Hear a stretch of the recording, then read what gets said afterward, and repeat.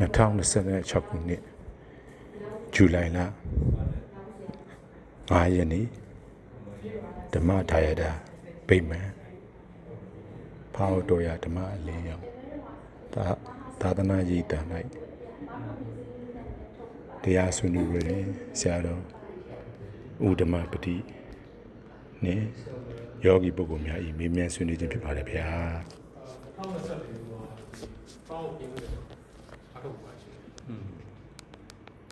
နည်းနည်းကြာပါရောနည်းနည်းကျော်ရပြီတခါကြီးရောဟုတ်ပြီ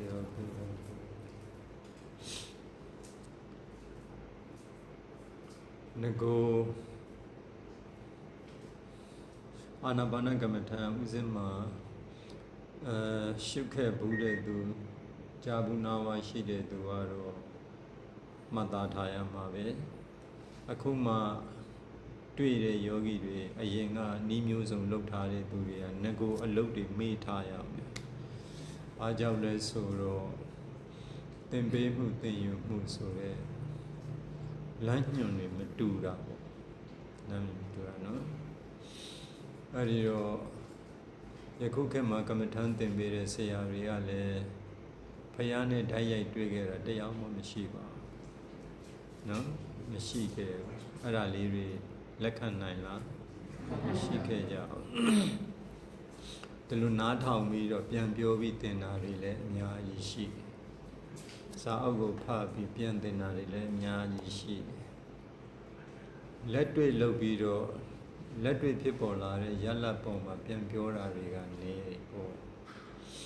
ယခုကတော့ဒီမှာဘာအစသင်ပေးလဲဆိုတော့အာနာပါနသင်ပေးတယ်အာနာပါနဆိုတာသမထကမ္မထံပိုင်းစတာပေါ့သမထကမ္မထံ40တောင်ရှိတဲ့ထဲကသင်ရလွယ်ကူတဲ့အာနာပါနကိုစသင်တာဒီရပဲသွားမယ်အာနာပါနနဲ့ပဲသွား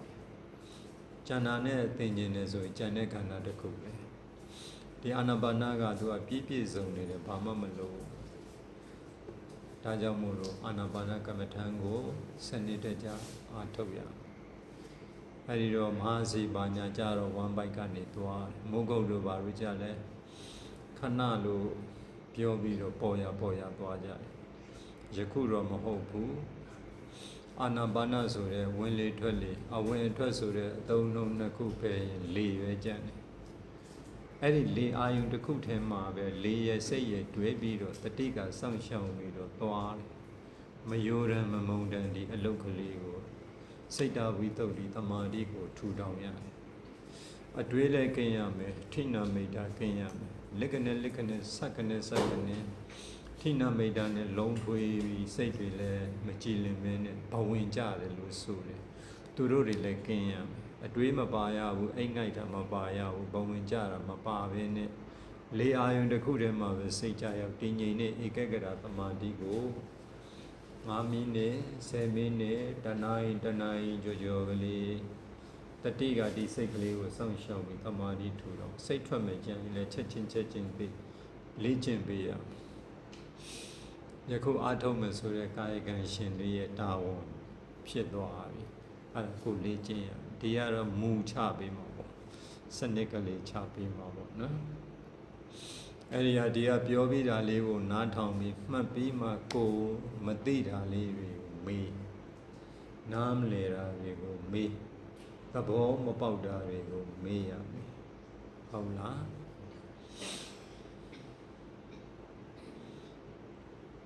အဲ့ဒီတော့ဒီအာနာပါနကမ္မထာမှာဆိုရင်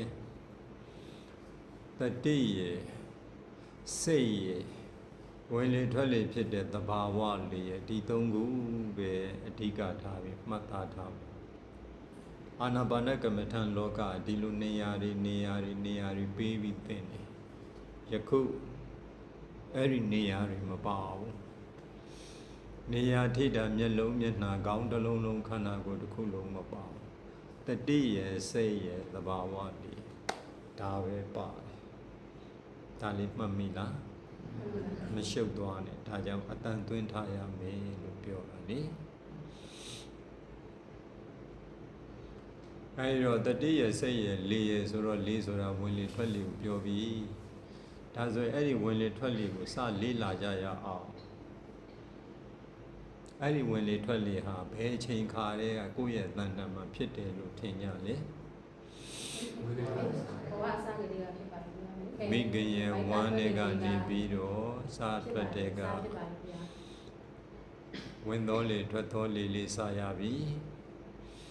ဝင်တော်လေထွက်တော်လေလေးစရတဲ့နေ့ကစပြီးဒီဝင်တော်လေထွက်တော်လေကရက်တဲ့အချိန်မရှိတော့သူရက်တဲ့ချိန်ဒီလောကကြီးကနေဆွန့်ခွာပြီးသွားတဲ့အချိန်ရက်ပဲ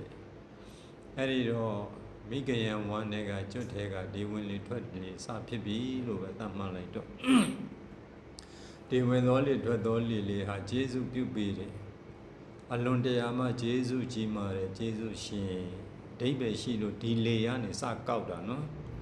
လေကနေစကောက်တာနားလေဒီဝင်တော်လေထွက်တော်လေဟာမိမိအတွက်နံပါတ်1အလွန်တရာမှကျေးဇူးကြီးမာတယ်ကျေးဇူးရှင်လို့မှတ်လိုက်မိခင်ရဝမ်းတွေကကျွတ်တဲ့ကမိခင်ရဲ့နိုးရည်ကိုတောက်ဆုပ်နိုင်ရဲ့အတွက်ဒီဝင်လေထွက်လေလေးကပဲကျေးဇူးပြုပေးထားလို့တက်ရှင်လို့တောက်ဆုပ်နိုင်တယ်မိခင်ခွန်ပေးတဲ့ထမင်းကိုလည်းစားတောက်နိုင်တယ်လေးဘက်ပြေးစောကစားနိုင်တယ်အရွယ်လေးနည်းနည်းရောက်တော့ပညာသင်နိုင်တယ်စီးပွားရှာနိုင်တယ်တညာလုံးအိတ်တဲ့ချိန်ခါမှာလည်းဒီဝင်လေထွက်လေလေးကကျေးဇူးပြုပေးလို့နှစ်ချိုက်အိတ်ဆက်ပြီးရှင်သန်ပြီးနိုးထနိုင်တယ်အဲ့ဒါလက်ခံပေးနိုင်လားတွေးရမယ်လက်ခံပေးနိုင်ရမယ်ပြောလို့ကောင်းညိတ်တာမျိုးဒါတွေကမဟုတ်ဘူးအဲ့ဒါတဘာဝကြလားယခုပြောတာကြပါလေဗျာနှာခေါင်းလေးပိတ်ပြီးတော့ဘလောက်နေနိုင်မယ်ထင်လဲနေနိုင်တယ်လို့ပြောရင်အဲ့ဒီနေနိုင်တယ်လို့ပြောတဲ့သူကတော်မုန်းကြနေတဘာဝတရားကြီးကိုရပ်တန့်လိုက်မရဘူးအဲ့ဒီတော့တညာလုံးအိတ်ဆက်တဲ့ချိန်ခါမှလည်းနှစ်ချိုက်အိတ်ဆက်နိုင်ရေးအတွက်ရှင်သန်ပြီးနိုးထနိုင်ရေးအတွက်ဒီကျေးဇူးရှင်ကပဲကျေးဇူးပြုပေးတာအချိန်နဲ့တပြေးညီစက္ကန့်မိနစ်နာရီမလားတာဝန်ကြည့်တယ်သူနားတဲ့အချိန်လုံးဝမရှိအဲ့ဒါလက်ခံပေးနိုင်လားအလုံးလုံးတဲ့အခါတာဝန်ပေါ့ရအောင်ဆိုပြီးစချီနေတာတော်များဒီအာနာပါနရှုတဲ့ပုဂ္ဂိုလ်ဒီအာနာပါနလေနဲ့ကိုထိုင်ပြီးရှုပ်နေတာရှုပ်စရာလည်းမလိုဘူးတာဝန်ယူစရာလည်းမလိုဘူးဆိုတာစပြီးတော့ပြောနေတာလေအဲ့ဒီတော့ဒီဝင်တော်လေထွက်တော်လေဟာအမြဲရှိနေတဲ့အိမ်ရှင်မေတနေ့တရက်မဟုတ်တစ်သက်လုံးဒီဘဝမှာကိုအသက်ပိုင်းခြားအပြင်ဘယ်နှစ်နေရမလဲပေါ့ဟော100နဲ့1မိနစ်နေရမယ်ဆိုကြစို့အဲ့100နဲ့1မိနစ်ဟာဒီလေရဲ့စွမ်းအားနဲ့နေတာသူမရှိတဲ့အချိန်ဒီအဲ့100နဲ့1မိနစ်လောက်ပဲသူလောက်တယ်နောက်ပိုင်းသူဆက်မလောက်တော့ဘူးဆိုရင်ဒါတည်င်းပြန်သွားပြီဘယ်သူပဲဝါမရှိတော့သေသွားပြီရက်ွက်တယ်မဟုတ်ဟိုလူသေသွားပြီပေါ့ဟိုလူမရှိတော့ဘာကြောင့်လဲဒီဝင်တော်လေထွက်တော်လေကျေးဇူးမပြုပေးတော့လို့အဲ့ဒီတော့ဒီဝင်တော်လေထွက်တော်လေဒီဘဝတစ်လျှောက်လုံးတာဝန်အကျေဆုံးဖြစ်သည့်အတွက်ကြောင့်ဒီဝင်လေထွက်လေနဲ့ပတ်သက်ပြီးဒီဝင်လေထွက်လေဖြစ်တဲ့အာနာပါနကိုတတိဝိရိယသမာဓိပညာတို့ဖြင့်ပေါင်းစုပြီးတော့ကမ္မထံအသွင်ပြောင်းပြီးအလုံးလုံးမဲ့သူသည်ဒီလေအာယုံနဲ့ပတ်သက်ပြီးဘာတစ်ခုမှလုပ်ဖို့မစင်စားမြင်လည်းမမြင်ရဘူးအဲ့ဒီတော့ဒီမမြင်ရတဲ့လေအာယုံနဲ့ပတ်သက်ပြီးမမြင်ချင်ရဘူးလိုက်မရှာရအောင်လုံးမရှူရအောင်ထိအောင်ထင်ရှားအောင်မလုပ်ရအောင်လွတ်တော်မှာစိုးရိမ်ပြီးအသက်အောက်ပြီးထိမ့်ပြီးရှူသွင်းရှူထုံမလို့ရအောင်ဝင်လေနောက်ထွက်လေနောက်လည်းမလိုက်အောင်ဘာတခုမှလုပ်ပေးစရာမလိုဘူးလို့မှတ်လိုက်ဘာကြောင့်လဲသူကအမြဲရှိတယ်ရစိတ်ကဲ့သို့သူကျက်စားရစကြက်တွေအဟောင်းတွေအသက်တွေရှိတယ်ပြီးခဲ့တဲ့ရက်ပြီးခဲ့တဲ့လပြီးခဲ့တဲ့ပစ္စုပန်တဲ့မြင်တွေ့နေရတာနဲ့လာမယ့်ရက်တွေလာတွေနှစ်တွေနဲ့ဒီသက်ရှိတတ်မဲ့ကာမဝတ္ထုအဆုစုအာယုန်တွေနဲ့ပတ်သက်ပြီးဒီစိတ်ကသူကပြန့်လွင့်ပြီးတော့ကျက်စားနေတာ ဒီလေကတော့တစ်သက်လုံးဒီနေရာမှာပဲသူကအမြဲရှိတယ်လို့မှတ်သားထားလိုက်ယခုနားထောင်နေတဲ့အချိန်ခါမှာလဲသူကအလုံးလုံးပဲသူရှိနေသူ့ကိုသိနိုင်တာကစိတ်ဒီလေအာယုံကိုသိနိုင်တာဘယ်သူလဲလဲစိတ်ပဲငါပုဂ္ဂိုလ်တ attva မဟုတ်ဘူးမေ့လိုက်ဒါကတော့အထူးအသိဉာဏ်တွေရရှိတဲ့သင်ပေးမှုလေးတစ်ခုပဲအဲ့ဒီတော့မျက်စိပိတ်ပြီးအလုံးလုံးတဲ့အခါကျရင်ဒီလေအာယုံနဲ့ပတ်သက်လို့ကြောင်းကြဆိုင်တာတို့ခုနပြောတဲ့မြင်ကျင်တာလိုက်ရှာလို့ရှုထိအောင်လုပ်တာဒိမ့်ရှုသွေးရှုထုတ်လုပ်တာဝင်လေနောက်ထွက်လေနောက်လိုက်တာမျိုးတွေဘာတစ်ခုမှလုပ်ဖို့မစဉ်းစားပါနဲ့ဘာကြောင့်လဲသူရှိနေသူကဘယ်မှမသွားတတ်ဘူးတွေးတတ်တဲ့အမျိုးအစားလည်းမဟုတ်ဘူးဒါကြောင့်ဘာတစ်ခုမှလုံးစရာမလိုဘူးဆိုတဲ့အထောက်ထားနဲ့ဘယ်ကနေစပြလိုက်တယ်မိခင်ယဝမ်းနဲ့ကြွတ်ထဲကသူတစ်သက်လုံးသူရှိနေတာပြက်ကွက်တဲ့အချိန်မရှိဘူးသူအနားယူတဲ့အချိန်မရှိဘူးကာယကံရှင်တညလုံးနားတဲ့အိတ်တွေသူမနာရအောင်သူကကျေစုပြုပေးနေတယ်ဒါကြောင့်အလုတ်လုံးလိုက်မှမျက်စိပိတ်ပြီးအလုတ်လုံးမှာကမ္မထမ်းကအာနာပါနဝင်လေထွက်လေဆိုပြီးရှေ့တန်းတင်ပြီးစကားပြောထားအလုတ်လုံးတဲ့အခါကျတော့ဒါနဲ့အလုတ်ရှုပ်နေတယ်ယောဂီမရှုပ်ရအောင်မဆိုင်ဘူးစိတ်စွမ်းအားရှိတော့စိတ်ကိုသတိထားအခုလေနဲ့ပတ်သက်လို့ကြောင်းကြမဆိုင်နဲ့စိုးရိမ်စိတ်တွေမရှိနဲ့ဘာမှမလုံးနဲ့လို့ပြောပြီးသွားပြီအဲ့ဒါလေးမှတ်လိုက်တော့နော်တခါကြီးမှတ်လိုက်ပြီလားစိတ်ရဲ့အကြောင်းပြောမယ်စိတ်ဆိုတာသိချင်းရယူခြင်းသိရယူခြင်းနော်အာယုံကိုသိချင်းရယူခြင်းအာယုံတွေကအများကြီးနော်နံပါတ်1ရှေ့တန်းဒီဝင်လေထွက်လေလေးဟာအာယုံလို့ခေါ်တယ်ဒီလေအာယုံမြင်ရသလားဆိုတော့ဘာပြောမလဲမြင်ရပါဘူးဗဟိတကတိုက်တဲ့လေဟာဒီခန္ဓာကိုယ်မှာလာတိုးနေတယ်အဲ့ဒီလေအာယုံကိုမြင်ကျင်လို့ရလားမရပါဘူးခံစားပြီးတော့သိလေတိုက်နေတယ်ဘယ်လိုလုပ်သိတာမသိတာပေါ့ဘယ်လိုသိတာဒီမှာလေတိုးနေတယ်မသိဘူးလားဘယ်သူကသိတာလဲစိတ်ကငါပုဂ္ဂိုလ်တ attva မရှိဘူးသမုဒိသစ္စာနဲ့မှာတော့ငါသူလို့ဒီလိုပြောမှဆက်ဆက်လို့ရယခုသွားမဲ့လမ်းကြောင်းရငါပုဂ္ဂိုလ်တ attva မရှိဘူးထည့်ထားနေစိတ်ဆိုတာအာယုံကိုသိချင်းရယူခြင်းဒီလေအာယုံလေးကလေကိုအာယုံလို့ခေါ်တယ်စိတ်ဆိုတာဒီလေအာယုံကိုသိလာလိမ့်မယ်အဲ့ရှင်မဲ့ဒီလေအာယုံကဒီအတန်ကိုမကြားဘူးလားအတန်အာယုံပဲတဲ့မိမိနာမပတာရယုတ်ကိုဒီအတန်အာယုံလာရိုက်ခတ်တော့ကြားတယ်စိတ်ကသိတယ်မသိတာဗောဒါဆရာတော်အတန်အဝေးကနားထောင်တယ်သူတစ်ပါးကဟုတ်လားဖုန်းမှာတရားနာတော့ကြားလိုက်တယ်ဒါဆရာတော်တန်မို့ငါသိတယ်ဘလို့လို့သိတာငါကြားဘူးတာငါသိတယ်သိတယ်ဘယ်သူကသိတယ်စိတ်ကသိတာအာယုံကိုသိချင်းညလုံးဖွင့်ပြီးကြည့်လိုက်တယ်ဟိုမှာငှက်တကောင်ဟောဟိုတာသစ်ပင်မို့မြင်ပြီးတော့သိတယ်အဲ့ဒီအာယုံတွေကတက်ရှိတက်မဲ့တယ်အာယုံတွေကြီးပဲမြင်သိစိတ်အကြာအာယုံအမြင်ဆိုတာအာယုံ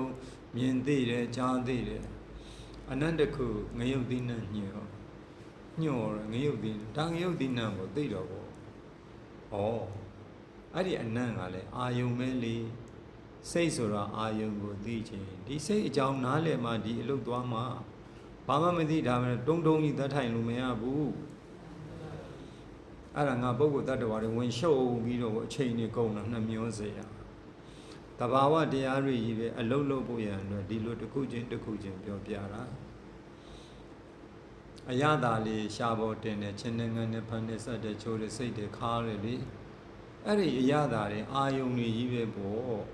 ဒါချင်းနဲ့ဒါကတော့မကြီးသေးရဲ့အချင်းလေးကသိတော့ပေါ့အရင်ကလည်းစားဘူးတောက်ဘူးလေဒါတမင်ရသည်ပေါ့ဒါခါလေဘာခါပေါ့ဒါကော်ဖီအခါလေးမသိတယ်သိစိတ်ဆိုတာအဲ့ဒီအရသာအာယုံကိုလည်းသိတယ် အဝတ်ထည်လေးတစ်ခုဝတ်လိုက်တယ်မာကျန်းလေးပြောချောပေါ့ပူအေးထောက်တွန်းဒီသဘောတရားလေးတွေခန္ဓာကိုယ်မှာလာထင်ရသိတယ်ကာယဝိညာဉ်စိတ်ဆိုတာအာယုံကိုသိချင်းရယူခြင်းလို့မှတ်လိုက်ပြီးကြရပြီးကြရလားပြီးကြရနေ့ကဖြစ်ပြီးဖြစ်စေဖြစ်လက်တန်တော့တက်ရှိတဲ့မဲ့အာယုံတွေနဲ့တွေးသိအဲ့ဒါဓမ္မယုံလို့ခေါ်ရူပယုံတတ္တယုံကန္တာယုံရတ္တယုံဖုဒ္ဓဘာယုံဓမ္မယုံအာယုံ6ပါးကိုစိတ်ကသိကဲအဲ့ဒါတွေကကြဲပြန့်ပြန့်လေးသိထားမှရမယ်ကဲပစ္စုပန်တဲ့အလုံးလုံးတော့၄အာယုံတစ်ခုနဲ့ပဲပတ်သက်ခွင့်ရှိတော့မယ်ကျန်တဲ့အာယုံတွေစီလုံးဝတွေးခွင့်စဉ်းစားခွင့်မပေးတော့ဘူးစိတ်ဆိုတာပါလေအာယုံကိုသိချင်းရယူခြင်းကဲတခုပဲကွက်ပြောတော့မယ်စိတ်ဆိုတာသဘာဝ၄အာယုံကိုသိချင်းရယူခြင်းပြောစိတ်ဆိုတာသဘာဝ၄အာယုံကိုသိချင်းရယူခြင်းဟောပြောတတ်သွားပြီလားရပြီစိတ်အကြောင်းမှတ်လိုက်တော့၄အကြောင်းနဲ့ပြောပြီးတော့အလုံးမရှုပ်ရအောင်တတိရဲ့အကြောင်းပြောမယ်တတိဆိုတာအမှတ်ရခြင်းမမေ့ပြောက်ခြင်းယခုပြောလိုက်တာလေးတွေအတန်လေးတွေကြားပြီးမှတ်ထားတယ်မဟုတ်လားအလုံးလုံးတဲ့ခါကျရင်မမေ့ရဘူးအမှတ်ရနေရမယ်ဘယ်ချိန်မဆိုဒီအလုံးနဲ့ပတ်သက်လို့ပြောထားတာလေးတွေအမှတ်ရမယ်မမေ့ပြောက်ရဘူးဆိုတာဒါတတိရဲ့တာဝန်မှန်လားအမှတ်ရခြင်းမမေ့ပြောက်ခြင်းစာအုပ်လေးရမယ်စာအုပ်ကပြောတာရှောင်ခြင်းမှာ6မျိုးမရှောင်ခြင်းဘာတွေဖြစ်မယ်ဖတ်တာရမှတ်သားထားတယ်ဟုတ်ပြီမှတ်သားထားရင်အလုံးလုံးတဲ့အခါကျရင်မမေ့လိုက်နဲ့အဲ့ဒါနေတော့မလုံးနဲ့စာဆိုတာအာယုံမဟုတ်ဘူးလားကြည့်လိုက်တော့မှတ်မိတယ်မှတ်သားထားတယ်အတန်နာထားမှတ်မိလာတယ်အဲ့ဒါလေးတွေအကြာအာယုံအမြင်အာယုံလေးတွေနဲ့ပတ်သက်ပြီးမမေ့လိုက်နဲ့ဒါတတိရဲ့တာဝန်တတိဆိုတာအာယုံကိုအမှတ်ရခြင်းမမေ့ပြောက်ခြင်းပြောတတိဆိုတာအာယုံကိုအမှတ်ရခြင်းမမေ့ပြောက်ခြင်းမမေ့ပြီလားမျက်စိပိတ်ပြီးအလုံးလုံးတဲ့ခါကျတော့စိတ်ကိုစောင့်ရှောက်ခြင်းမျက်စိပိတ်ပြီးအလုံးလုံးတဲ့ခါဘယ်သူကိုစောင့်ရှောက်လဲစိတ်ကိုစောင့်ရှောက်တာစိတ်ကိုစောင့်ရှောက်တာစိတ်ကိုစောင့်ရှောက်တယ်လို့လည်းခေါ်တယ်အာယုံကိုစောင့်ရှောက်တယ်လို့ခေါ်တယ်တတိရဲ့အလိုတတိဆိုတာအာယုံကိုအမှတ်ရခြင်းမမေ့ပြောက်ခြင်းနောက်တနည်းစိတ်ကိုစောင့်ရှောက်ခြင်းပြောဒီစိတ်ဆိုတာအာယုံကိုအမှတ်ရခြင်းမမေ့ပြောက်ခြင်းစိတ်ကိုစောင့်ရှောက်ခြင်းအဲ့ဒါတော့ပြောတတ်ရင်ရပြီဒါဆိုရင်တတိအကြောင်းသိပြီစိတ်ရဲ့အကြောင်းသိပြီလေအကြောင်းသိသွားပြီဒါအကြမ်းမြင်ဘုဒ္ဓတာအနေနဲ့အရင်သိသွားပြီအလုံးမလုံးခင်သိရအောင်အလုံးလုံးနေတော့မှဘာလို့လောက်ရမလဲတတ်တွေးတယ်အဲ့ဒီအချိန်ကလက်ကားအချိန်နေအိတ်နေတာကောင်းတယ်မလောက်ခင်တည်းကဒီသဘောတရားလုပ်ငန်းခွင်ကသိထားပြီးနားလည်ပြီးသဘောပေါက်ရင်အလုံးကတဝက်ပြီးသွားမျက်လုံးပိတ်ပြီးအလုံးတက်လို့တဲ့ခါကျတော့မြန်မြန်ဆန်ဆန်ခရီးရောက်ကဲဒီသုံးခုသိတော့ရပြီအလုံးလုံးလို့ရတယ်တရားထိုင်တဲ့အခါခုံနဲ့ပဲဖြစ်ဖြစ်ဒီလိုကျမ်းကင်းမှာပဲဖြစ်ဖြစ်ထိုင်ပြီးဆိုရင်ကျမ်းကင်းမှာထိုင်တဲ့ဣရိယာပုတ်ကြောင့်ပြောမယ်ကဲစားထိုင်တော့မယ်ဆိုဘယ်ခြေတွင်းထားညာခြေပြင်ထားကြောဖြောင်းကောင်းမှမျက်စိပိတ်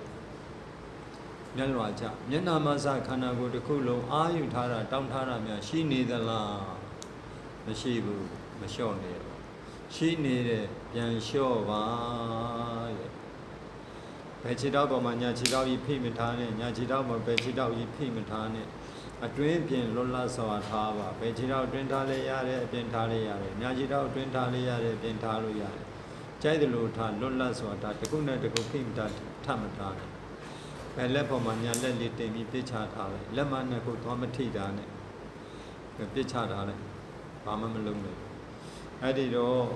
တရားထိုင်ပြီးဆိုပဲခြေတွင်းတောင်ညာခြေပြင်ထားကြောဖြောင်းကောင်းမှမျက်စိပိတ်နှလွှာချ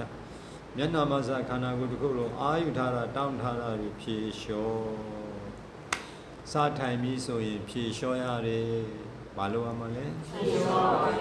စားထိုင်ပြီးဆိုဘာလို့ရမှာလဲဒါအချင်းချုပ်ပေါ့နော်ကဲဖြေလျှော့တယ်ဆိုတာဘာလို့လဲဆိုဘယ်လိုပြောမလဲမျက်နာမစခန္ဓာကိုယ်တစ်ခုလုံးအာယူထားတာတောင်းထားတာမရှိစေနဲ့ဖြေလျှော့အချင်းချုပ်လိုက်တော့တရားထိုင်ပြီးဆိုဖြေလျှော့တဲ့အလုပ်လုပ်ရမယ်ဘာလို့ရမှာလဲအဲ့ဒီအသိတွေသိထားပြီးလုပ်ခဲ့တယ်ဆိုတရားလျှောက်တဲ့အခါရွှေနွေးတဲ့အခါတပည့်တော်ဖြေလျှော့တဲ့အလုပ်လုပ်ခဲ့တယ်ဖြေလျှော့တဲ့အလုပ်လုပ်ပြီးအနာပေးတဲ့အလုပ်လုပ်ရတယ်အနာပေးတဲ့လုပ်ဖြေလျှော့ပြီးသွားရင်အနာပေးပါခန္ဓာကိုယ်အနာပေးပါစိတ်ကိုအနာပေးပါခန္ဓာကိုယ်နဲ့စိတ်ကိုအနာပေးပြီးမျက်လုံးကိုလည်းအိပ်ပျော်သောမျက်လုံးကဲ့သို့ထားပြီးတော့အနာပေးလိုက်ပါတဲ့အဓိပ္ပာယ်ရှိတယ်အနာပေးလို့သာပြောဘာကြောင့်နာပေးတာလဲဘာအောင်ရည်ရွယ်ပြီးနာပေးတာလဲဒါပဲရှိတယ်လေခန္ဓာကိုယ်ကြီးကသွားနေရနေရှင်းနေတက်နေရလှဲ့နေပြုတ်နေဟိုတင်းနေရရှောက်နေပင်မနေဒီထိုင်လေးနဲ့ပဲနားလိုက်တော့မယ်ဆိုရင်ရည်ရွယ်ချက်ဖြင့်နာပေးစိတ်ကလည်းတွေးအဟောင်းနေအစ်နေရှင်းအောင်လုံးပြစ်တွေတွေးဝမ်းနေစရာတွေဝမ်းသာစရာတွေစိတ်နာစရာတွေပေါ်လာတယ်စိတ်တွေညှဉ်းနှွမ်းနေအဲ့ဒီတော့စိတ်နဲ့ပတ်သက်လို့လည်းမတွေးတော့ဘူးအနာပေးလိုက်တော့မယ်မတွေးတော့ဘူးပေးမတွေးတော့ဘူးဒီသဘောမျိုးပေါ့နော်ခန္ဓာကိုယ်နဲ့စိတ်ကိုနာပြီးမျက်လုံးကိုလည်းအိပ်ပျော်သောမျက်လုံးကဲ့သို့ထားပါမျက်လုံးကြီးဖွင့်ထားရင်လည်းပဲမြင်အမမြင်အိတ်ထားယုံအနိဋ္ဌာယုံတွေနဲ့ကြုံတွေ့နေရတယ်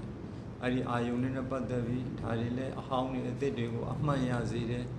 စိတ်မကောင်းစရာတွေပါတွေးစရာတွေဖြစ်တယ်ဒါလည်းမြင်သိစိတ်နဲ့ပတ်သက်လို့ပင်မနေဒါကြောင့်မျက်လုံးကိုလည်းအိပ်ပျော်သောမျက်လုံးကဲ့သို့ထားပြီးအနာပေးလိုက်တော့မယ်ဟောအဲ့ဒီအကြောင်းအရာတွေသိထားပြီးဖြစ်သည့်အတွက်ကြောင့်ထိုင်ပြီးဆိုရင်ဖြေလျှော့ပါအနာပေးပါတရားလျှောက်တဲ့ခါကျတော့တပည့်တော်တရားထိုင်တဲ့အခါဖြေလျှော့ပါတယ်ဘုရားအနာပေးပါတယ်ဘုရားဟောရပြီဒီလောက်ဆိုရပြီအရှိကြီးပြောနေအကြာကြီးပြောနေရမှာနော်အဲ့ဒီတော့အနာပေးတဲ့လောက်ကဘာနဲ့တူသလဲဆိုတော့ထိုင်လျက်နဲ့အိပ်ပျော်နေတဲ့ကဲ့သို့နေပြစ်လိုက်ရတယ်ဘာကြောင့်ဒီလိုနေရလဲလှုပ်ရှားနေတဲ့အမူအရာစကားပြောနေတဲ့အမူအရာတွေးနေတဲ့အမူအရာတွေမှာနှလုံးခုန်တော့ဟာမူလသဘာဝတိုင်မဟုတ်တော့ပို့လွန်ပြီးတော့ပို့အလုံးလုံးနေရတယ်ဘောဓထွက်เสียပုံတိုင်းပို့ပြီးတော့နှလုံးခုန်နေစိတ်တိုးစရာရှိနေပို့ခုန်လာတယ်ဒါကြောင့်အနာပေးတဲ့လုပ်ငန်းခွင်သည်ထိုင်လျက်နဲ့အိပ်ပျော်နေတဲ့ကဲ့သို့နေပြစ်လိုက်တတိထတအောက်လေးကြရင်ဒီနှလုံးခုန်လုံးသဘာဝအတိုင်းလေးပြန်ရသွားပြီလားတည်ငြိမ်သွားပြီလားတည်ငြိမ်လောက်ပြီဆိုရင်စိတ်ငြိမ်စိတ်ရအောင်ပြုခြင်းဟောမသက်သာဘူးလားသက်သာပါဘူးသက်သာတယ်နော်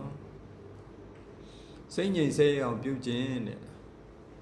မိမိရဲ့စိတ်ကိုနေရာမချနဲ့ဒီကမ္မထံလောကရဲ့ဒီနေရာတွေကိုဒီနေရာတွေနှာခေါင်းတွေဒီနေရာတွေကိုလှုပ်ပြီးသင်ရိုးထုံးစံမရှိဘူးဘယ်သူမှမလှုပ်ရဲဘူးဒီနေရာတွေဒီနေရာတွေဒီနေရာအဲ့ဒီနေရာတွေကတာဝန်လဲကြီးတယ်ပြဿနာတက်တယ်သူတို့ကအလုံးမဟုတ်ဘူးအဲ့ဒီနေရာတွေကသူတို့ကပွဲစားတွေပဲ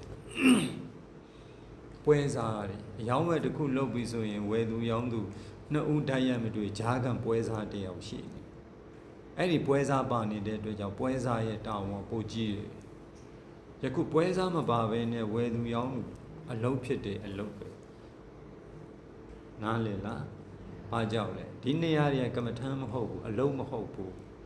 လေအာယုံလေးကိုသိဖို့ရန်အတွက်အဲ့ဒီမှာသွားထားခိုင်းတာမလိုဘူးဒါကြောင့်အဲ့ဒီနေရာတွေကတာဝန်ကြီးတယ်အကုန်လျှော့အကုန်ဖယ်မပါဘူးအဲ့ဒီတော့စိတ်ငြိမ်စိတ်အောင်ပြုခြင်းမှာမိမိရဲ့စိတ်ကိုနေရာမချနဲ့ဒီနေရာတွေဒီနေရာတွေမထားနဲ့မလိုသွားမထားနဲ့အလုံးရှုပ်လိုက်မယ်တာဝန်ကြီးလိုက်မယ်ပြဿနာတွေတက်လာလိုက်မယ်မိမိရဲ့စိတ်ကိုနေရာမချပဲဖြစ်ပြီးတဲ့အဟောင်းတွေဖြစ်ဆက်အတန်ကြားတာတို့ဘာလို့ညာတို့ဘာအာယုံပဲဖြစ်ဖြစ်ပေါ့ဖြစ်လက်တန်လာမယ့်ရက်တွေလာတွေနှစ်တွေစီမံချက်တွေနဲ့ပတ်သက်ပြီးတော့မတွေးမိအောင်မစဉ်းစားမိအောင်နေခြင်းဒီစိတ်ငြိမ်စေအောင်ပြုခြင်းတွေရှေးဥစွာဖြေလျှော့အနာပေးနှလုံးကသဘာဝအတိုင်းလေးငြိမ်လောက်ပြီးဆိုရင်တတိစိတ်အလုံးလုံးပါမတွေးမိအောင်မစဉ်းစားမိအောင်နေပါ အဲ့ဒါလေးနားလည်မလားအဲ့ဒါစိတ်ကိုတတိထားစောင့်ရှောက်နေခုနတတိဆိုတာစောင့်ရှောက်ခြင်းမဟုတ်ဘူးလားစိတ်ကိုလည်းမမြင်ရအောင်တတိကိုလည်းမမြင်ရအောင်အဲ့ဒီမမြင်ရတဲ့စိတ်ကိုမမြင်ရတဲ့တတိကမတွေးမိအောင်မစဉ်းစားမိအောင်တတိထားတဲ့စောင့်ရှောက်နေဆိုတာဘယ်လိုသဘောလေးလဲဘယ်လိုထားလေးလဲဒါပဲအရေးကြီးအဲ့ဒါမိမိရဲ့တာဝန်ဖြစ်သွားတယ်ဘယ်လိုလေးနေလိုက်ရင်မတွေးတော့မစဉ်းစားတော့ဘူးအဲ့ဒီအထာလေးကိုသိဖို့ရအတွက်တစ်ထိုင်နှစ်ထိုင်သဘောမပေါက်သေးဘူးတစ်ရက်နှစ်ရက်လောက်ဆိုရင်မတွေးအောင်နေတယ်ဆိုတာဒီအထာလေးပါလားမတွေးအောင်နေတယ်ဆိုတာတတိစိတ်ပဲစိတ်ကလေးကိုစောင့်ရှောက်နေစောင့်ရှောက်ရခြင်းရည်ရွယ်ချက်ကမတွေးမိအောင်မစဉ်းစားမိအောင်အဲ့ဒါနားလေလားစာထိုင်ပြီးဆိုဘာလုပ်မလဲဖြေလျှော့အနာပေး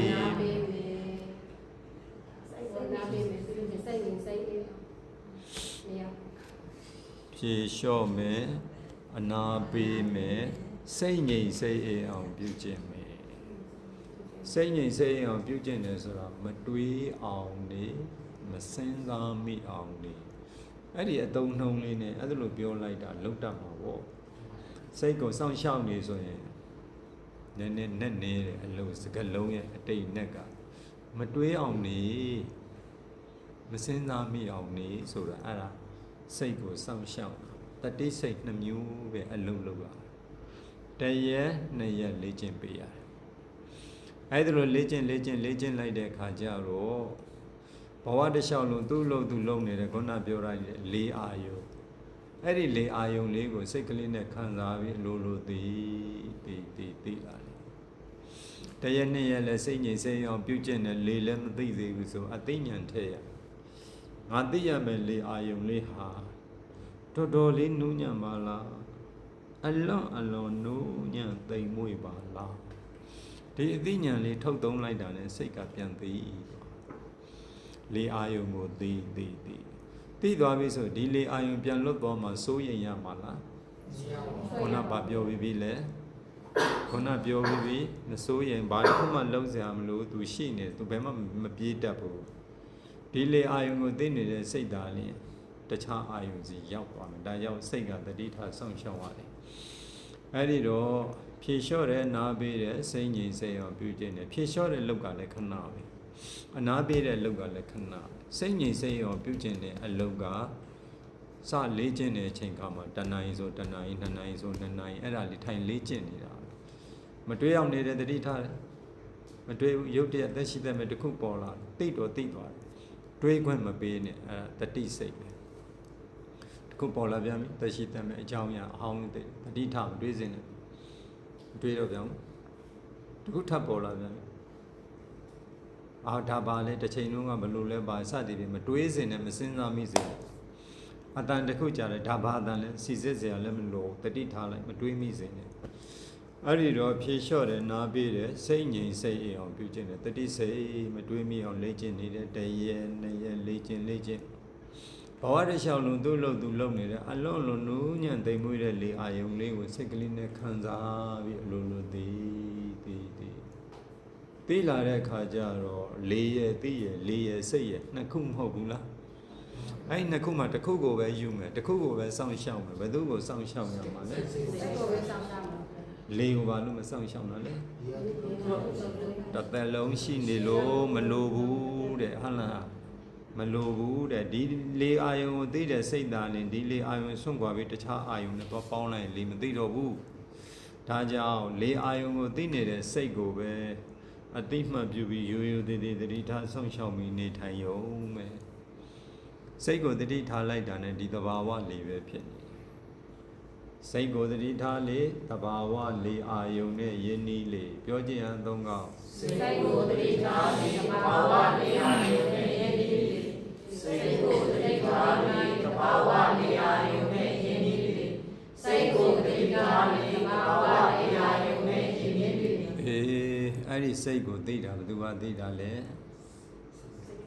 အဲ့ဒီလေအာယုံကိုသိတာဘယ်သူကသိတာလဲအဲ့ဒီလေအာယုံကိုသိနိုင်တာစွမ်းနိုင်တာဒီစိတ်ပဲ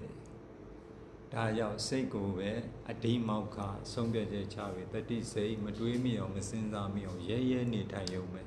သူ့ဟာသူလေပဲဖြစ်နေတစ်ခုကိုစောင့်ရှောက်လိုက်တာနဲ့နှစ်ခုလုံးဖြစ်တယ်ပါတယ်လေ တစ်ခုကိုစောင့်ရှောက်လိုက်တာတစ်ခုဖြစ် နှစ်ခုလုံးဖြစ်သွားတယ်ဥပမာဒီမှာဖန်ခွက်ဆိုကြဆိုဂိုင်းရှိတယ်ဖန်ခွက်ဥပမာရှိတယ်ဂိုင်းရှိတယ်ဖန်ခွက်ဒီနားမှာမရှိဘူးလားနော်ဥပမာပေးရင်ဥပမာပို့ထိရောက်တယ်နားလေလားအင်မတန်ခက်တယ်ဒီအလုပ်အင်မတန်လွယ်သဘောတရားလေးတွေကိုအရင်အသိဉာဏ်နဲ့တဲ့အသိဉာဏ်นี่ရှင်းထည့်ထားဘာအသိဉာဏ်မှမရှင်းဘဲနဲ့အဲဆရာကတခွန်းတခွန်းပြောပြီးသွားရှုတအိတ်နေတာကောင်းတယ်ဘာကြောင့်လဲအချိန်တွေကုန်ပြီပင်မပြီအမှားတွေလုံးမိတာတွေကအမှားတွေနဲ့အရင်နေရာယူသွားရင်ရှင်းရခဲ့တယ်ဒီသဘောလေးတွေပါနော်အဲ့ဒီတော့အစထိုင်ရင်ဘာလို့ ရလဲဖြည့်ရှုနောက်တစ်ဆင့်နာပေးရဖြည့်လျှော့ရမယ်အနာပေးရမယ်နှလုံးငြိမ်လောက်ပြီဆိုရင်တတိစိတ်ငြိမ်စိတ်အောင်ပြုကျင့်ရမယ်မတွေးမိအောင်မစဉ်းစားမိအောင်စားထိုင်နိုင်ခြင်းမှာတခါတည်းလေးနဲ့တွဲသိရင်လည်းသိမယ်တယောက်နဲ့တယောက်မတူဘူးလုံနေကြလူဆိုရင်လည်းသိသွားလုံနေကြမဟုတ်ဘူးဆိုရင်တစ်ရက်လည်းမသိသေးဘူးနှစ်ရက်လည်းမသိသေးဘူးတချို့သိသွားပြီနော်အဲ့ဒီတော့အဲ့ဒီလေအာယုံကိုအလိုလိုသိသွားပြီဆိုတော့လေနဲ့စိတ်နဲ့တွဲမိသွားဘာနဲ့ဘာနဲ့တွဲမိသွားအဲ့ဒီတော့လေနဲ့စိတ်နဲ့တွဲမိသွားပြီဖြစ်သည့်အတွက်ကြောင့်ဒီလေအာယုံကိုပဲဆက်လက်ပြီးတော့သိရှိနိုင်ရဲ့အတွက်အဲ့ဒီလေအာယုံကိုသိနေတဲ့စိတ်ကိုပဲတတိထားစောင့်ရှောက်ပြီးတော့သွားရစိတ်ကိုတတိထားလေတဘာဝလေအာယုံနဲ့ယဉ်နေလေနားလေလားတတိယတာဝန်ကစိတ်ကိုစောင့်ရှောက်တဲ့အလုပ်လုပ်ရတယ်မတွေးမိအောင်မစဉ်းစားမိလေကိုသိသွားတဲ့ခါကျတော့လေအာယုံကိုသိတဲ့စိတ်ကိုပဲတတိထားစောင့်ရှောက်ပြီးတမာတိထူတော့တတိယတာဝန်ကလေအာယုံကိုသိတဲ့စိတ်ကိုစောင့်ရှောက်တဲ့အလုပ်ကိုလုပ်တယ်စိတ်ရဲ့တာဝန်ကလေအာယုံကိုသိတဲ့အလုပ်လုပ်တယ်ရှေးဥပိုင်းကစိတ်ဆိုတာအာယုံကိုသိခြင်းရအောင်ရင်ပြောထားပြီးမို့လားအဲ့ဒီတော့တတိစိတ်တဘာဝလေးပါတယ်လေတတိစိတ်တဘာဝလေးပါဗျာပါတယ်လေတတိစိတ်တဘာဝစိတ်ကိုတတိထားလေတဘာဝလေးအာယုံနဲ့ယဉ်နီးလေပါတယ်လေစိတ်ကိုတတိထားလေတဘာဝလေးအာယုံနဲ့ယဉ်နီးပါတုံးကုန်ပြော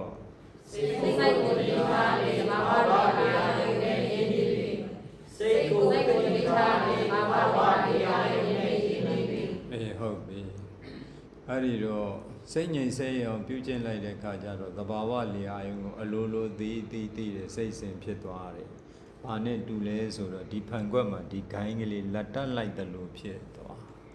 ။နားလေလား။နားလေပါဘူး။ဒီဖန်ခွက်ရဲ့တိဆောက်မှုကဂိုင်းကကင်နဲ့အမျိုးအစားအပူတွေထည့်မယ်ဂိုင်းကမကင်တရားသက်ကင်လက်မပူဘူးလားပူပါတယ်ဂိုင်းကကင်တဲ့အမျိုးအစားမို့လို့ဂိုင်းကပဲကင်ရင်တင်တော်တယ်အဲဒီတော့ဂိုင်းလည်းရှိပါလေရဲ့နဲ့လက်ဖိတ်ဇံမှဒီလိုကင်ပြီးတတောက်ရင်ကိုကအထူးဆန်းဖြစ်နေသူ့ရဲ့တိဆောက်မှုကဂိုင်းကကင်ရတဲ့အမျိုးအစားဂိုင်းကပဲကင်ရမယ်ဒီအာနာပါနကမ္မထာဒီခွက်ရဲ့တိဆောက်မှုနဲ့တူရဲ့နားလည်လားအဲ့ဒီတော့ဒီခွက်ကလေနဲ့တူတယ်ဒီဂိုင်းကစိတ်နဲ့တူတယ်ဒီလက်ကတတိနဲ့တူတယ်တတိရဲ့တာဝန်ကစိတ်ကိုစောင့်ရှောက်နေပြောတယ်မဟုတ်လားအဲ့ဒီတော့ဂိုင်းနဲ့တူတဲ့စိတ်ခွက်နဲ့တူတဲ့လေရဲ့စိတ်တတိအဲ့ဒီတော့တတိစိတ်တဘာဝလေးတတိစိတ်တဘာဝအဲဒီတော့ဂိုင်းကိုဂိုင်းလိုက်တာနဲ့ဒီခွက်ကြီးမပါဘူးလားဟုတ်ပါဘူးလေကိုသိတဲ့အခါလေသိစိတ်ဖြစ်တဲ့အခါကျတော့ဒီလိုဆက်တယ်လို့ဖြစ်သွားတယ် ဖြစ်သွားပြီဖြစ်သည့်အတွက်ကြောင့်ဒီလေနဲ့ပတ်သက်ပြီးတော့ဒီခွက်နဲ့ပတ်သက်ပြီးတော့ဂိုင်းစရာမလိုတော့ဘာဖြစ်လဲ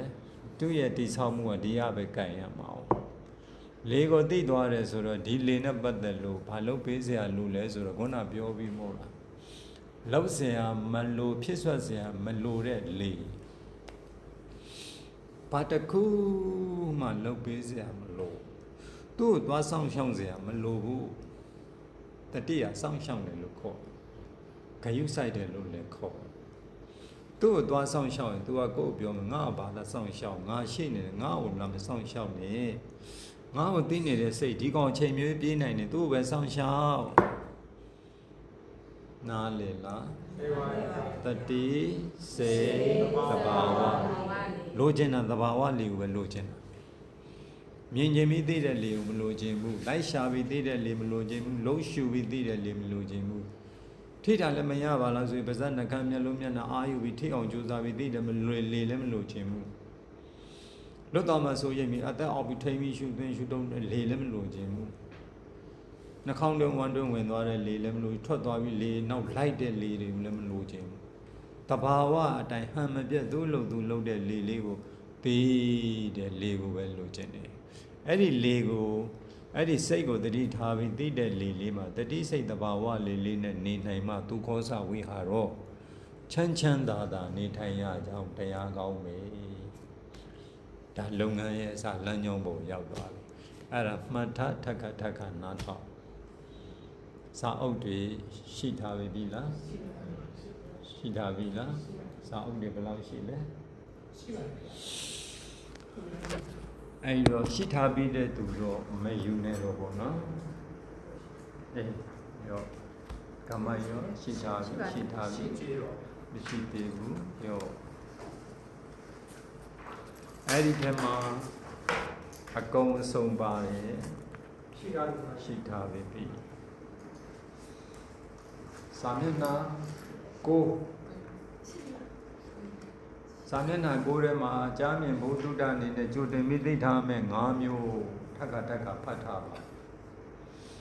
စာမျက်နှာ7ကနေ24ထိအလွတ်နီးပါးရအောင်ထက်ကဖတ်ထားပဲအဲ့ဒီမှာပညာတွေအများကြီး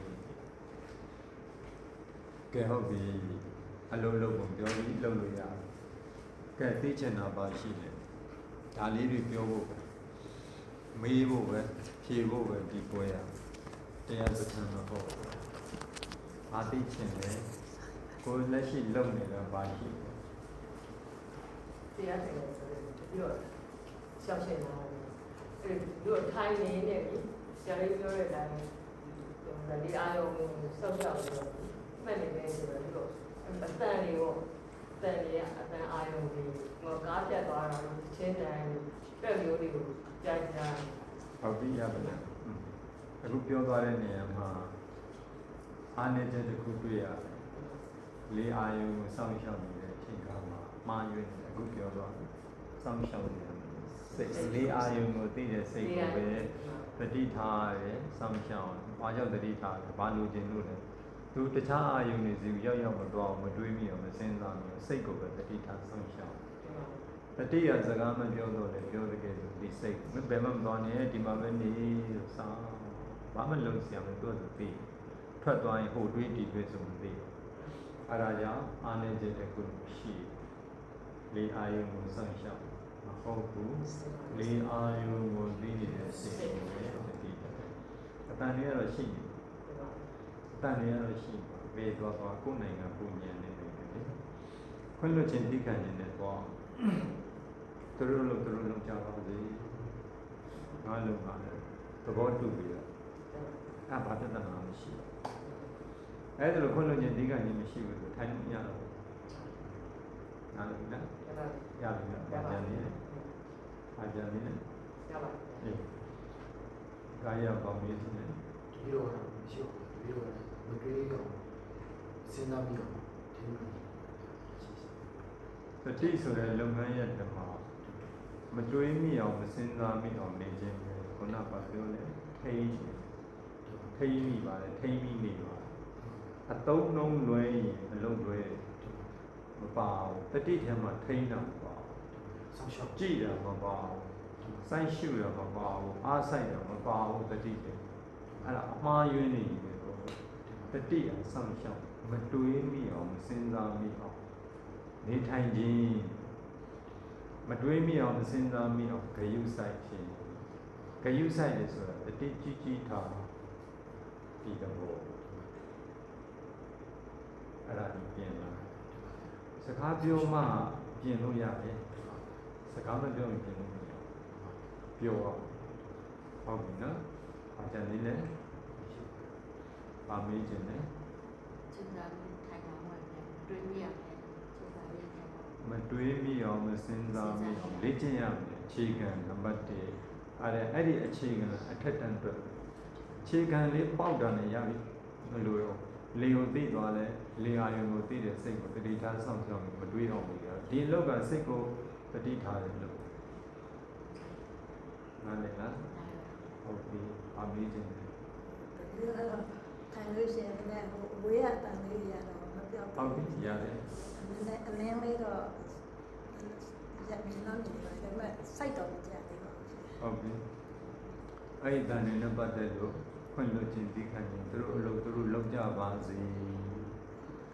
ကိုယ့်ဘက်ကထိုင်နေတဲ့စိတ်ဓာတ်ရှိပါစေခွင့်လွှတ်ခြင်းသိခံခြင်းခွင့်လွှတ်တာရပါလိမ့်နော်အလင်းတွေကိုမမျောရအောင်အလင်းတွေမှာသိပ်ပြီးတော့စိတ်ဝင်စားနေတဲ့သဘောရှိတယ်ဟုတ်လားအဲ့ဒီအလင်းနမိတ်တွေနဲ့ပတ်သက်ပြီးတော့မတွေ့တာရဘူးမယူရရအောင်စာထဲမှာရှိတယ်နမိတ်မပေါ်ခင်လည်းမမျောနဲ့ပေါ်လာတော့လဲဒါငါလို့မဟုတ်သေးဘူးရှိလဲရှိမရှိလဲဒီကုံနေပြီစကားလက်လူရှုထားလိုက်အပြည့်မြင်ခိုင်းတာမဟုတ်ဖယ်ခိုင်းလျှောက်ခိုင်းတာမဟုတ်ဘူးလက်လူရှုထားလိုက်ပြီးတော့ဒုတိယမူလလုပ်ငန်းဖြစ်တဲ့သဘာဝနေအောင်သိတဲ့စိတ်ကိုပဲတတိထားဆောင်ရှောက်နေထိုင်မှာအဲ့ဒါပါရီတို့တော့ဒီစိတ်ကိုတတိထားဆောင်ရှောက်တဲ့အလုပ်ကိုလှုပ်ပြီးတော့အဲ့ဒီအလင်းကိုမျောနေတဲ့အလုပ်ဒီမဖြစ်တော့ဘူးပြတ်သွားတယ် ချင်းနေတော့အဲ့ဒီကတည်းကစိုက်ကြပါ မရဘူးမရဘူးချိန်ကုန်မယ်မရဘူးလက်လူရှိပါပါနော်ဟုတ်ပြီ ဒီလိုကတော့ဟောဗျာတဘာဝလေအာယုံတစ်ခုလေးကိုသာတတိထစောင့်ရှောက်ပြီးလို့နေပါလေဗျာစိတ်ကားလေး မရဘူးသဘာဝလေယာဉ်တစ်ခုဒီကိုသာပြောနေတယ်မဟုတ်သေးဘူးမဟုတ်သေးဘူးမဟုတ်သေးဘူးသဘာဝလေယာဉ်သေးနေတဲ့စိတ်ခုပဲပြောပြီးတယ်ဒါကြောင့်တော့အဲ့ဒါကြီးသူမရသေးဘူးအခုကျွန်တော်ကပြောပြီးနော်သဘာဝလေယာဉ်သေးနေတဲ့စိတ်ကိုသာတတိထားဆောင်ရှောက် တဘာဝလေအာယုံသိနေတဲ့စိတ်အစဉ်ကိုသာတတိထစောင့်ရှောက်ပြီးလို့ သမာဓိထူထောင် တမာတိကျိုးတည်တည်နဲ့တမာတိထူထောင်ပါလေဗျာ ဟုတ်ပြီဒီလိုပဲလုပ်ရအောင်ချားပါခက်ခဲရှိတယ် ဒီလိုကတော့စိတ်ကနေပါလေဗျာဒီလိုကရန်လေးတို့မချိတ်တတ်ပါဘူးဗျာပြီးလို့ရှိရင်စိတ်ကိုလေးပြချမှာဒီနေ့ဒီဘာပဲဒီလိုစိတ်မှာဘာမှလို့ပြောတယ်လို့စိတ်ကိုတွက်ရှာထားပြီးတော့အဲ့လိုအထိနာမိတ်တာကင်းသုံးကင်းကိုတေးရှာရှာတတိနဲ့စောင့်ရှောက်ပြီးတော့ဧကဂတတမဒီကိုထိအောင်ရှာအောင် မရမရ ထိတ်တာလည်းဖြစ်ရှင်ပါလေဖေဟာဖြစ်အောင်လေးကြိုးစားပါမယ် ခုနအတန်လေးထားလား တတိထောက်ပါလေဖေဟာ အတန်လေးထားလား တတိကိုဟောတိုင်း မရတော့နေတော့နားမလဲဘူးသဘောမပေါက်ဘူး တတိက နားမလဲဘူးသဘောမပေါက်သေးဘူး တယ်မှာ နားလဲသဘောပေါက်အတန်ပြန်နားထောင်သူများထဲမှာပြန်တောင်းလိုက်နော် တယ်မှာဗျာ စာအုပ်ထဲမှာလည်းရှိတယ်စာအုပ်ထဲပြောတာလည်းသဘောမပေါက်ဘူးသဘောပေါက်အောင်ပြချလို့လောမနေလောမနေ တယ်မှာဗျာ ဟုတ်ပြီ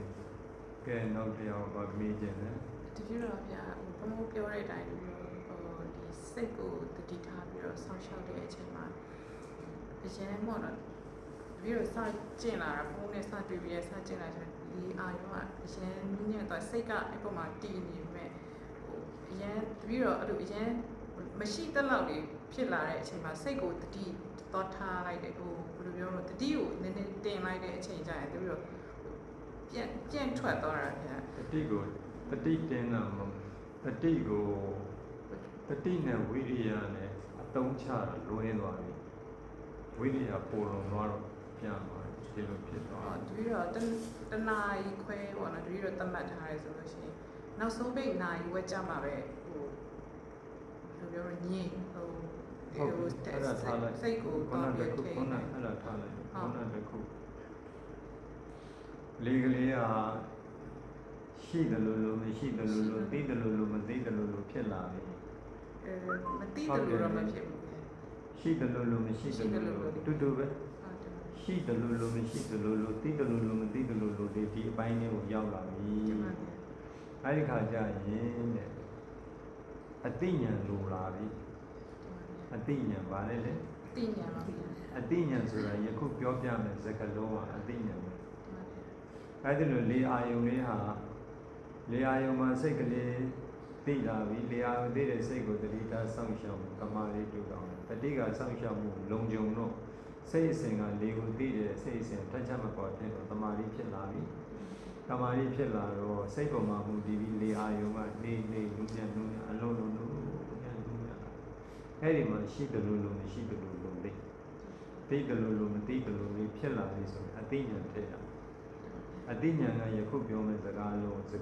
အသိဉာဏ်ပဲငါသိရမယ်လေအာယုံဟာအလွန်နူးညံ့သိမ်မွေ့နေပါလားအလွန်နူးညံ့သိမ်မွေ့သွားပါလားပါတယ်လေ အတော့တော့ညံ့တယ်ဗျာ အဲ့ဒါအသိဉာဏ်ညာနာတံပယုတ်ကြာဘူးလားဉာဏ်ရှင်ရမယ်သူ့နေရာနဲ့လိုအပ်တဲ့ဉာဏ်တွေဒီဘာသာရသူ့ဘာသာရနဲ့လိုအပ်တဲ့ဉာဏ်တွေလိုအပ်တဲ့အကြမ်းမြင်ဘုဟုတ္တတွေဒါလည်းဉာဏ်ပဲယခုပြောပြလိုက်တဲ့စကားလုံးကဒီလုပ်ငန်းနဲ့ပတ်သက်တဲ့ဉာဏ်ပဲအဲ့ဒီဉာဏ်လေးရှင်းလိုက်တာနဲ့ချက်ချင်းသိဒီလေအာယုံလေးသိတယ်လို့မသိတယ်လို့ရှိတယ်လို့မရှိတယ်လို့ဖြစ်လာတဲ့အချိန်ခါကျတော့မဟုတ်စိတ်လည်းကြည်လင်နေပြီးအိမ်ငိုက်တာတွေဘဝင်ကြတာတွေမဟုတ်ဘူးလေလေအာယုံမရှိတယ်လို့အာနယ်တခုတည်းရောက်ပျောက်သွားတာမျိုးတွေသိတယ်လို့မသိတယ်လို့ရှိတယ်လို့မရှိတယ်လို့ပျောက်သွားတာမျိုးတွေအဲ့ဒါဘာဖြစ်သွားလဲဆိုတော့အာယုံနဲ့လေအာယုံနဲ့စိတ်နဲ့အတန်းမွေးသွားတယ်ပြန်နေပြီးတော့သိခွင့်ရအောင်အဲ့ဒီအသိဉာဏ်ဉာဏတံပြုံဉာဏ်ရှင်ပြီးတော့မသိရမယ်လေအာယုံကအလွန်အထူးပြုပြီးရဒီလေလေးကိုအလွန်လူညတိမ်မွေ့သွားပါလားတိမ်မွေ့နေပါလားအဲ့ဒီအသိဉာဏ်လေးရှင်းလိုက်တာနဲ့သိချင်းရယူခြင်းပြန်ဖြစ်အဲ့ဒီတော့မှလေသိစိတ်တတိယပြန်စောင့်ရှောက်တတိစိတ်အပါဝထိတ်ဒါပဲလို့ကျန်တာပါလို့ပြီးတော့အဲ့လိုပြီးတော့ထိုင်တဲ့အချိန်မှာပေါ့နော်ခါတိုင်းလို့မဟုတ်ပဲねအဲ့လိုမျိုးအချိန်ဒီနည်းနည်းကြာလာတာပေါ့အဲ့လိုနောက်ပိုင်းနာရီဝက်ကြာလာတာတပြီးတော့ဒီဟာကိုအတိကိုတပြီးတော့ထိန်းနိုင်ပြီးတော့အရှိပိုင်းမှာလွတ်လွတ်ထွက်သွားလို့အဲ့မှာအတုံးလုံးတစ်ခုပါလာပြီထိန်းမတုံးမိစေနဲ့အတုံးလုံးလွှဲရင်အလုံးလွှဲထိန်းတယ်ဆိုတဲ့အတုံးလုံးရဲ့ရလဆိုးကျိုးထိန်းတယ်ဆိုတဲ့အကြောင်းတရားကြောင့်ဖြစ်ပေါ်လာမယ်အကျိုးတရားမွန်းကြတာပဲစိတ်ကိုဖြစ်စေလေကိုဖြစ်စေထိန်းတဲ့အလုပ်ကြီးပါထိန်းတယ်ဆိုတဲ့ဘောမွန်းကြသွားတယ်တဘာဝတရားတွေကိုထိန်းထားတယ်လို့ဖြစ်သွားတယ်တဘာဝတရားတွေအလုပ်ဖြစ်သွားတယ်စောင့်ရှောက်တတိထားတယ်စောင့်ရှောက်တယ်ဂယုဆိုင်တယ်ဒီအသုံးမဲ့သုံး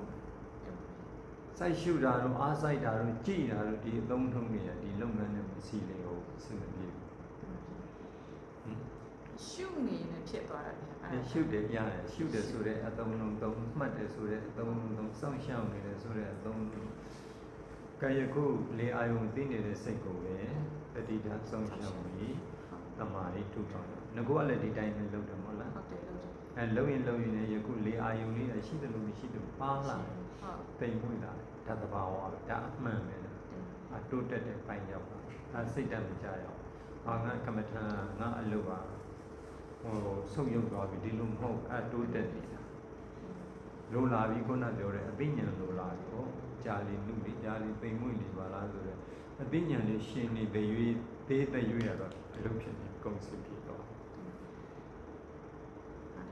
နော်။အားကြတယ်လေ။ငါကောလုပ်ဘူးလား ရှင်ပြတော့တခြားနည်းနဲ့တော့အထူးဘူးလားဆိုတော့တဲနည်းမှာတော့ဒီအနာပါနာရှူတာတော့ပါ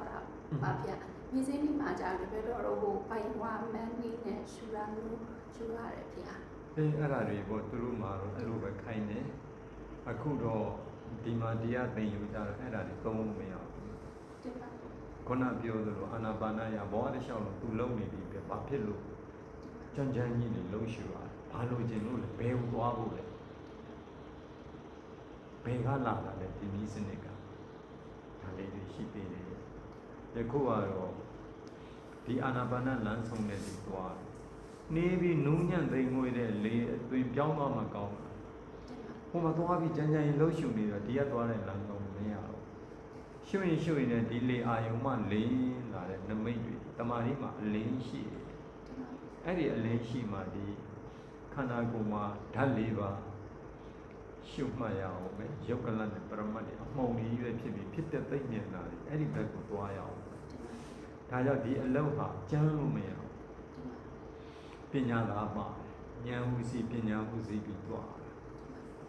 ဒါကြောင့်မလို့ဒီကသွားနေတဲ့ဒီလမ်းကြောင်းတွေစာပေပညာရှင်တွေတကယ်စာတတ်ပါတယ်ဆိုတဲ့ပုံကိုယ်တွေလုံးဝဒီဥစ္စာကိုဟိုတင်လို့မရဘူးဟိုလှုပ်ရှူတဲ့ဟာတွေကြတော့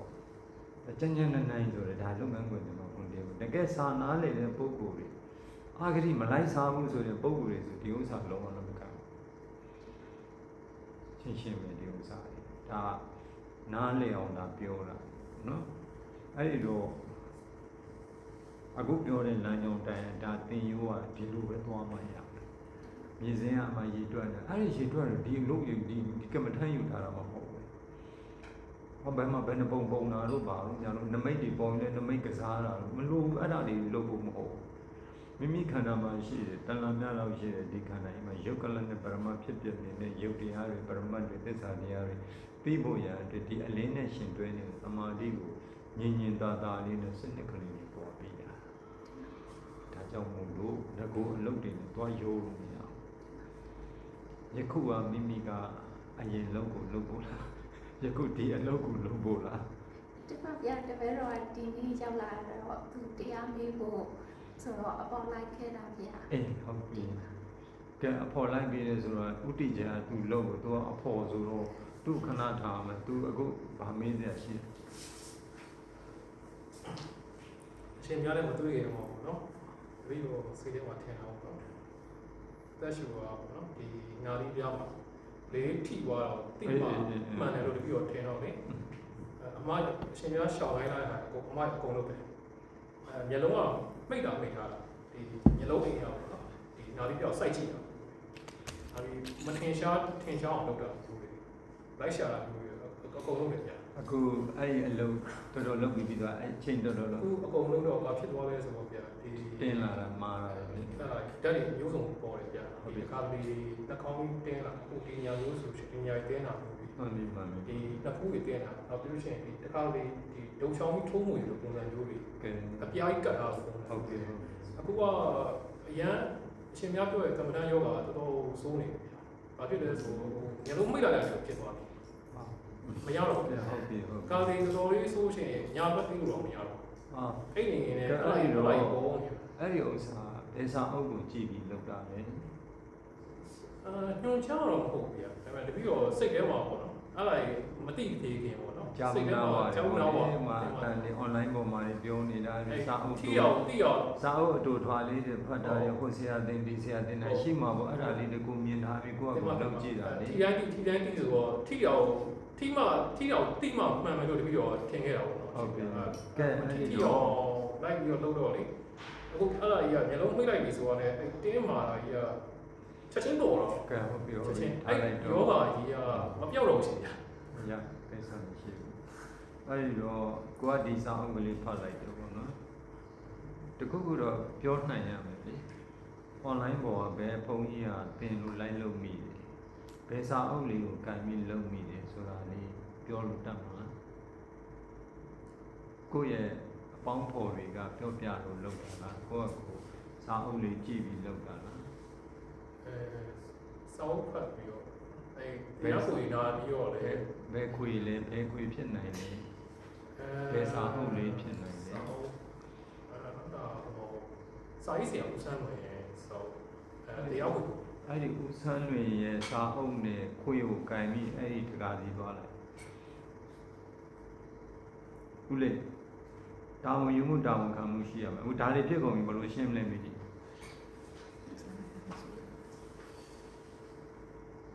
တာဝန်ယူအောင်ပြောပြတာလောကမှာတာဝန်ယူမှုတာဝန်ခံမှုရှိရတယ်ဘယ်သူမှတာဝန်မယူဘုန်းကြီးလည်းတာဝန်မယူစာရေးဆရာလည်းတာဝန်မယူစာအုပ်တော်ဖြစ်ဖို့အရေးကြီးတယ်ခွေးတစ်ခွေးထွက်ဖို့အရေးကြီးတယ်ပြိဿရာကိုအရေးကြီးတယ်ဖြစ်လာရင်ဘယ်သူတာဝန်ယူကိုယ်ပဲခံအဲ့ဒီတော့ငကိုအလုပ်တွေဆက်မလုပ်နဲ့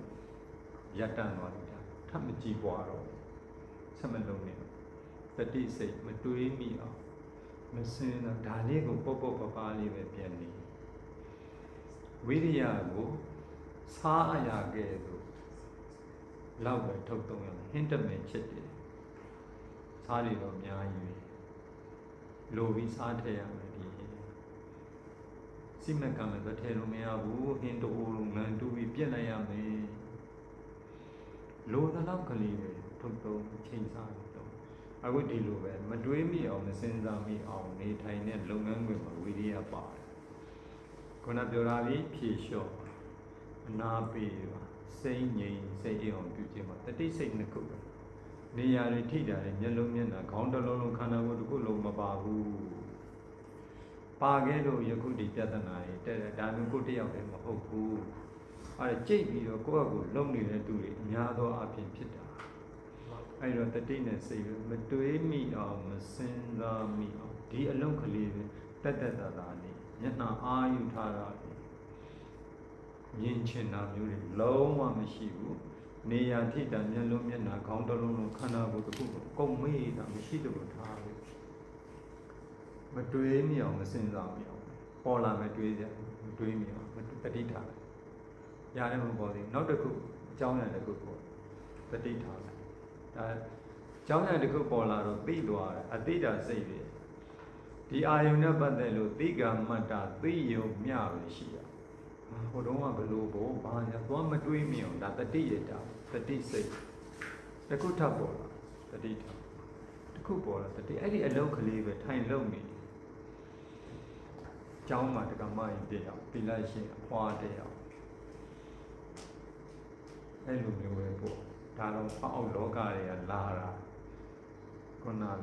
တင်ခဲပြီးတော့ပြဿနာမတွေးမိအောင်မစင်စားမိမွန်လည်းဖြစ်တော့ဘာသာပြန်တရားနဲ့ခိုင်းရအခုတော်တော်လေးသက်သာပါပြီနှစ်ချီပြီးဖြစ်ခဲ့တာအခုသူ့ကိုပြန်ကုစားအခုလာနဲ့ဖြစ်တယ်မမှိတ်ရဘူးဖြစ်နေအဲ့လိုဖြစ်ယခုငကိုအလုပ်ကိုဆက်မလုပ်နဲ့ဆက်မကြည့်ပွားတော့ရပ်တန့်ယခုလုပ်တဲ့အလုပ်ချိန်ပြီးတော့လုပ်အောင်မယ်တတိစိတ်မတွေးမိအောင်မစဉ်းစားမယ်ဒါလေးတစ်ခုကိုပဲလုပ်ရင်တော့ဘဝတစ်လျှောက်လို့သူ့အလုပ်သူလုပ်တဲ့လေအာယုံလေးကိုသိခွင့်ရတာလို့သိလာပြီဆိုရင်စိတ်တို့မြင်ဒီမှာနှစ်ခုသုံးခုပြိုင်မသိဘူးလေအာယုံပဲသိလာပြီအဲ့တင်းတာတွေအကုန်လုံးမသိတော့ပြပြသူရော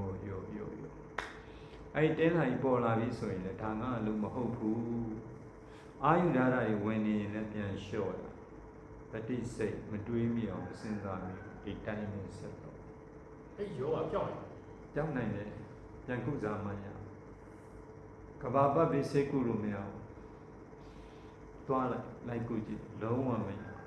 ယခုခိုင်းတဲ့အတိုင်းလုံးမရခိုင်းတဲ့အတိုင်းမလုပ်ဘူးဘယ်ဆောင်မှသွားမဖတ်နိုင်ဘယ်ခွေမှလည်းသွားနားမထောင်ဘူးအခုပြောတဲ့အတိုင်းပဲလို့မလုပ်ရင်မရမလုပ်ရင်မရဘာနဲ့ပါလဲတတိစိတ်ဖြေလျှော့ပါအနာပေးပါတတိစိတ်မတွေးမိအောင်မစဉ်းစားမိပေါ့လေးပဲလေ့ကျင့်ပေးပေါ်တွေးတဲ့တခုပေါ်လာမယ်တတိထားလိုက်ပေါ်လာမယ်တတိအဲ့တတိထားတဲ့အလုပ်ကလေးတော့တတိစိတ်ထားလေးပဲ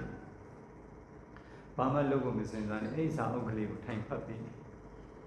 စာမျက်နှာ16နဲ့24ထိအလုံးရအောင်ကြက်တာစာမျက်နှာ9အဲ့ဒီမှာကြည့်အကြောင်းရ5မျိုးကြိုတင်ပြီးသိရမှာ5မျိုးအဲ့ဒါလေးတွေလိုက်ဖတ်ထားလိုက်အခုအတန်သွင်းထားလားနောက်ပါနားထောင်ရပြီလုံးလောက်ပြီနော်ဟုတ်ပြီတခြားပါရှိသေးတယ်ရှိတော့ရပြီနော်ဟုတ်ဆောင်းပြပြီးတော့ပါလေဆောင်းပြဒီမှာဇုံးနဲ့တရားထိုင်တာဗျာဟိုဆောင်းပြရဲ့ ကြားတဲ့ဥစ္စာတွေကတော့တပည့်တော်နားလည်းသဘောပေါက်ပါရဲ့ဗျာဒါပေမဲ့လေနေစဉ်မှာလေးစိတ်အစဉ်ကိုစောင့်ရောက်တဲ့အခါမှာဖြစ်ပေါ်နေတာလေးတွေရှိပါတယ်ဗျာအဲ့ဒါလေးတွေရှောက်တင်ဖို့လည်းပြောလိတပည့်တော်အခုအလောကအမေရောကတိုင်းနဲ့အလောကကတိုင်းကိုဆင်တော်များကတိုင်းခွာ၍အရူပဇံလေးချင်းကိုညွှန်ကြားထားပါရဲ့ဗျာလေးချင်း၍ပြီးသွားပါရဲ့ဗျာဒါပေမဲ့တပည့်တော်တရားလျှောက်တဲ့ရက်တွေမှာလည်းမလျှောက်ဖြစ်ခဲ့ပါဘူးဗျာအဲ့ဒါကြားတဲ့ဒီရက်တွေမှာဖြစ်တာလေးဗျာစစချင်းမှာလေးတပည့်တော်နေစဉ်မှာလှူရှားမှုတွေလှူဆောင်တဲ့အခါမှာလှူရှားမှုတွေကတသက်တပည့်တော်တသက်ကြီးဖြစ်နေပါရဲ့ဗျာနောက်ပြီးတော့လေးဗျာစိတ်တတိနဲ့ဆောက်ရှောက်တဲ့အခါမှာလည်းတွေးလေးတွေကင်းနေတတ်ပါတယ်ဗျာညောင်လေးအခုဟောအရုပ္ပစံပိုင်းပြောနေတယ်ဟုတ်လားဗျာမှန်ပါဗျာဟုတ်အခုအဓိကဥတီချက်ကပါတယ်လေတပည့်တော့အလောကကတိုင်းအနိယကတိုင်းနဲ့အလောကကတိုင်းရောအရူပဇံလေးချင်းပြီးသွားပါဗျာပြီးသွားရင်အနိယောင်နဲ့ပြီးသွားပြီလားအနိယောင်နဲ့ပြီးသွားအဖြူရောင်ရဲ့အညိုရောင်ရဲ့အဝါရောင်ရဲ့အနီရောင်ရဲ့အလောကကတိုင်းရောကတိုင်းအရူပအလောကရောပြီးသွားရင်လားပြီးသွားပြီဆိုရင်ဒါကြီးကုန်သွားပြီကုန်သွားပါတယ်ဗျာကုန်သွားပြီဆိုလို့ရှိရင်ဗုဒ္ဓနုတတိအလွတ်ချက်ထားလိုက်ဒီထက်မှလည်းပါတယ်ဝါဒနာငွေတန်းတဲ့ဒီမှာကိလေသာတို့အကျွမ်းမဲ့ဖြစ်စည်းနေတဲ့ဒီကိလေသာတို့မှာအဝေးကြီးဝေးကွာတော်လို့ဒီတိဟုသောအကြောင်းကြောင့်အရဟံဤတော်မူပါပေသောမြတ်စွာဘုရားနော်အဲဒီမှာ9နဲ့အနက်9မျိုးရှိတယ်အဲ့ဒါတွေကိုကြက်ထားပါဗျာကြက်ထားပြီလားကြက်ရသေးပါဗျာကြက်ရပြီကြက်ပြီးရင်ကိုရွှေတော်မှာပဲဖြစ်ဖြစ်ဘယ်မှာပဲဖြစ်ဖြစ်နော်အာယုယူရတယ်တိတိစင်လို့တော့တိတိလေးမဟုတ်နည်းနည်းညံတော်လဲမြင့်ပြီးညံတော်လဲအာယုယူရတာထင်ရှားတဲ့စင်လို့တော့ကြီးညိုပဲအသွင်ဆောင်တဲ့စင်လို့တော့လက်ရတိုင်းကထင်တယ်လို့လှုပ်ထားတဲ့လူတွေကြီးပဲဒီပပူးဆရာတွေနဲ့လူတွေနဲ့တွဲပြီးလှုပ်ထားတာတွေပုံစံတွေမျိုးကြီးပဲအနည်းဆက်ဆုံးပေါ့စင်လို့တော့အာယုယူရတာကြီးညိုပဲအသွင်ဆောင်ကျိုတင်ပြီးတော့မြင်ဘူးထားပြီးသွားပြီအမြင်ဘူးထားပြီနှလုံးမိတ်ပြီးအာယုယူရတယ်ကဲအခုအလင်းနဲ့ရှင်တွဲနေတဲ့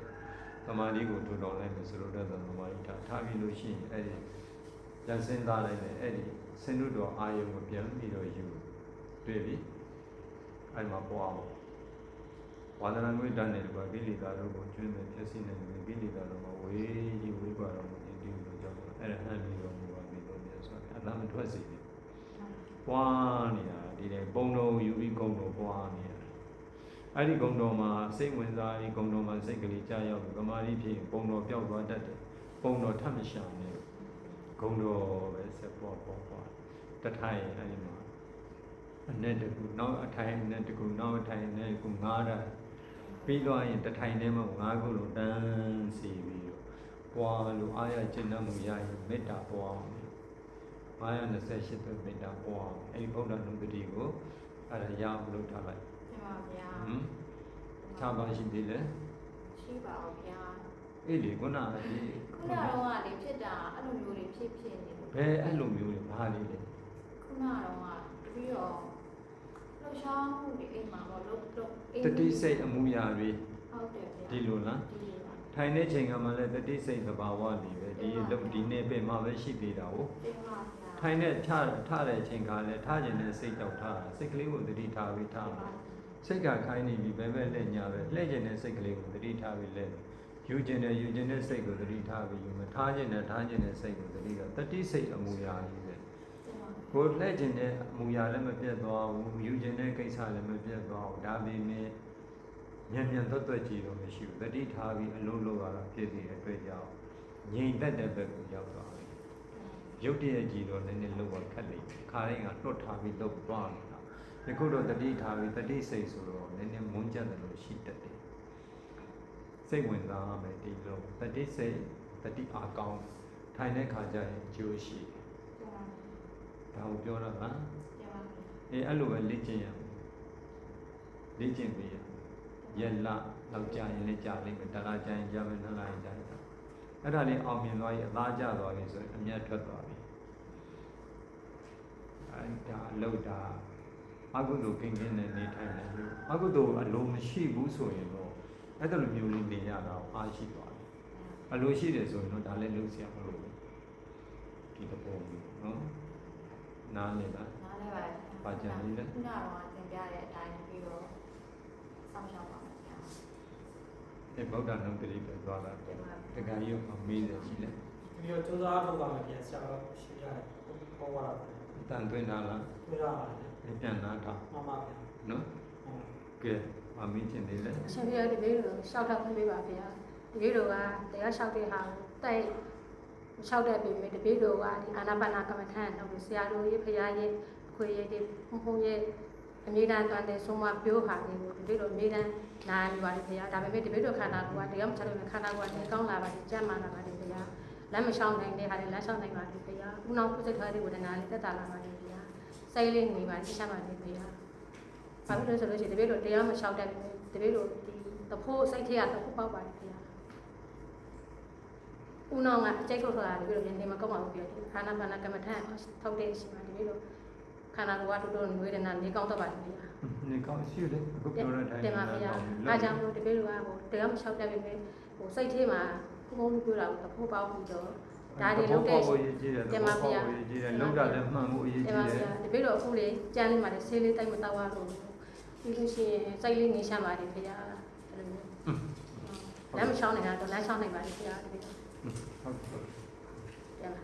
ကဲဟိုနောက်ပါတော့ ပြီးတော့